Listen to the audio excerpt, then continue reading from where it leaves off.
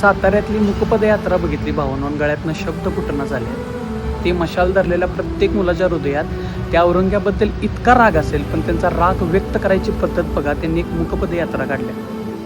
ती जी मशाल दगदगते ना, ती दगदगणारी मशाल साक्ष देते की आपल्या राज्यांनी आपल्यासाठी किती वेदना सहन केल्या.